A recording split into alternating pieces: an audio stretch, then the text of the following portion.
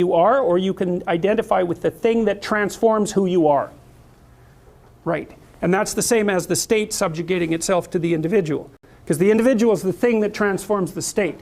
And what the state should do, the state's necessary, because obviously it organizes all of us into peaceful cooperation and competition. The state's necessary.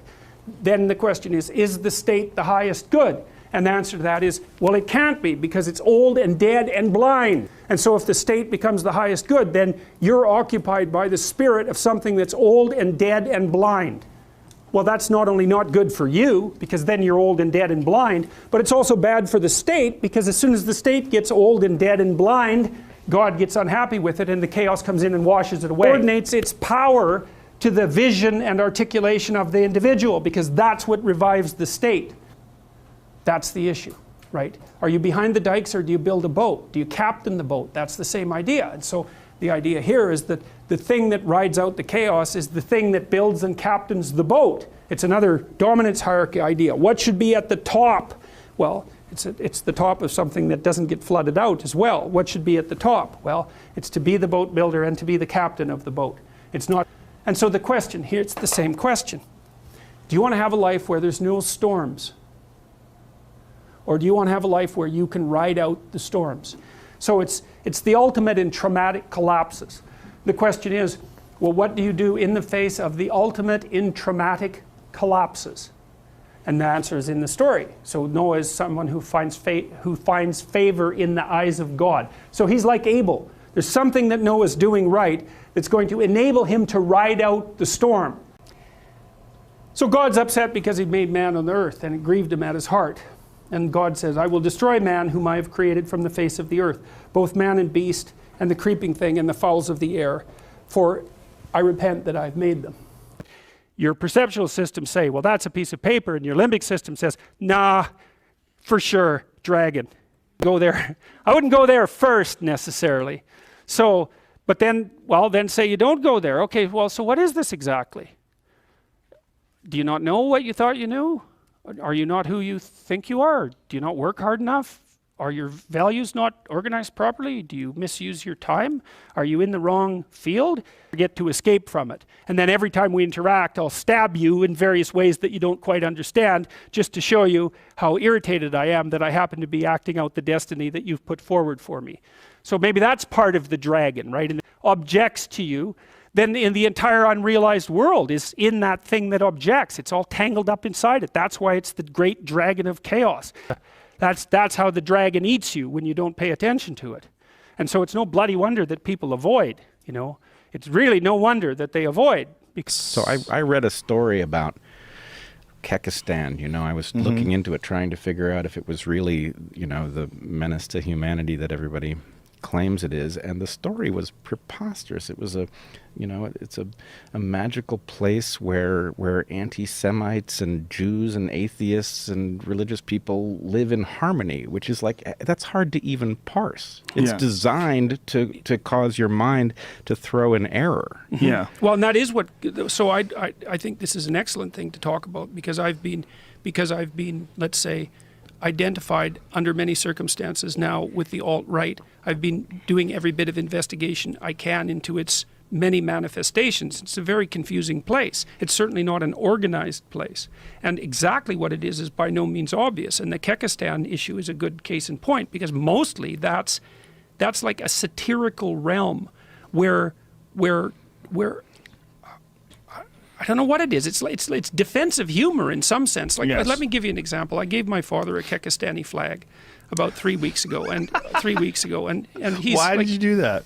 Well, because he's been following what's happening to me online, you know, and a lot, and I got associated with the frog in a major way, and it's a crazy story, and I won't go into it. But I wore a frog hat on one of my videos that an Indian carver, a Native American carver, had given me, and he had told me that the frog was, in their culture, a harbinger of environmental instability, because if the water's polluted at all, the frogs die first. So the frog is the creature in their mythology that warns the society that things are out of kilter. It's the canary in the coal mine. It's the canary in the coal mine. So I wore this frog hat, and I made this video about things being unstable. And I'd been identified with Kermit because my voice sort of sounds like Kermit the Frog, and it actually does. So I've been making jokes about that. And so then I made this video with this frog hat, and the frog that my carver friend made actually had red lips. And then I made the video, and as soon as I posted it, people said, that's Pepe. And I thought, I just about fainted, literally, because it never occurred to me that that was a connection.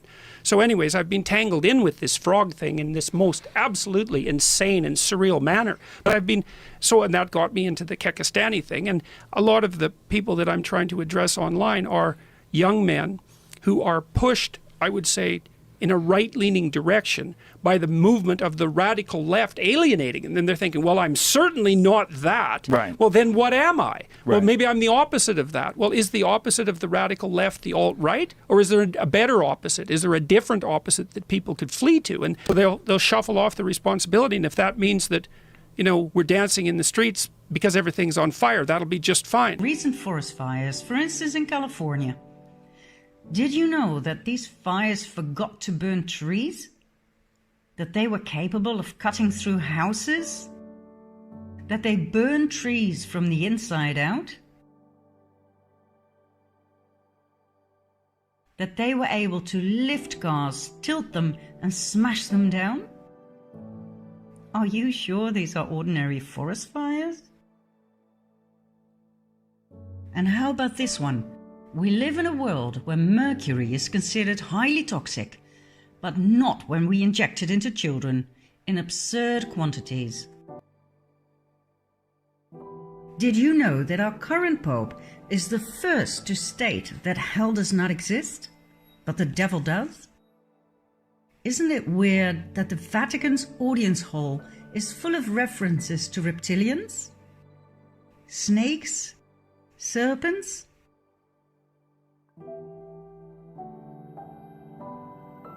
Did you know the Vatican's telescope is called Lucifer? And since when does the Pope make the sign of the devil? Drops are short and to the point. Initials are used instead of full names. Sometimes they contain a lot of information. And sometimes combinations of letters and numbers are used for us to rearrange. The Q clock was introduced. Has come along, blown out their frames of reference. They've collapsed into the underworld, into the chaotic underworld, and they don't know how to get out. They have post-traumatic stress disorder, or they're depressed, or they're hyper-anxious, or they're resentful and aggressive and destructive. Like, there's any number of the most famous Canadian on the planet. Yeah, he was their like lead good guy. It's the question you're asking. If it's not strength, then what is it? Well, strength is an element, but the Egyptians figured out that it was vision.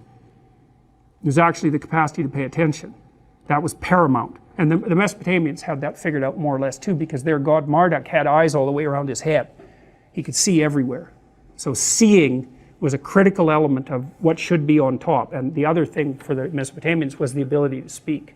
Who don't know, white Jesus in the black community is a mythical creature that has enormous power. Easy one, the white Jesus one, right? White Jesus is a motherfucker, bruh. It's for you. And by the way, we're going to be gone a while, but we're going to leave this guy here on the wall so you know what the ideal, what God's son looked like. So if God's son looks like a doobie brother, then so does God. Brown eyes. That was saying shit that the government and the church didn't like, so they knocked him the fuck off. You know? Why do you think brown eyes? That was saying shit that the government and the church didn't like, so they knocked him the fuck off. You know? Why do you think? Said unto him, see, I have accepted thee concerning this thing also, that I will not overthrow this city for the which thou hast spoken, the small city. Haste thee, escape thither, for I cannot do anything till thou be gone hither. Therefore the name of the city was Zor. That's where Lot went. The sun was risen upon the earth when Lot entered into Zor. Then the Lord rained upon Sodom and upon Gomorrah brimstone and fire from the Lord out of heaven. And he overthrew the cities and all the plain and all the inhabitants of the cities and that which grew upon the ground. Asking people to follow him, and a disciple comes up to him and says, Lord, suffer me first to go and bury my father. Seems like a perfectly reasonable request. But Jesus said unto him, follow me, and let the dead bury their dead. While he yet talked to the people, behold, his mother and his brethren stood without, desiring to speak with him. Then one said to him, behold, thy mother and thy brethren stand without, desiring to speak with thee. But Jesus answered the one who was telling him and said, who is my mother and who is my brothers?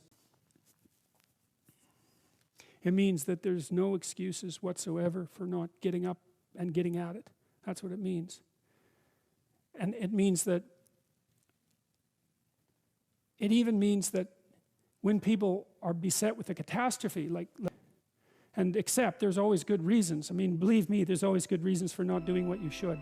That's for sure. The reasons pile up day after day to not do what you should, especially because you're aiming at things in the future. You can put them off indefinitely, right? Because of the demands of the day. What is in these stories is there are social strictures that are such that even if the ruler of the land transgresses against them, there will be hell to pay. And that's continually presented over and over in the biblical stories. And it's a natural law sort of idea. It's that there are intrinsic rules to the game of social human being. And maybe intrinsic rules to the natural state of human being. You break those rules consciously or unconsciously at your absolute peril. And not only at your peril, but at the peril of the state.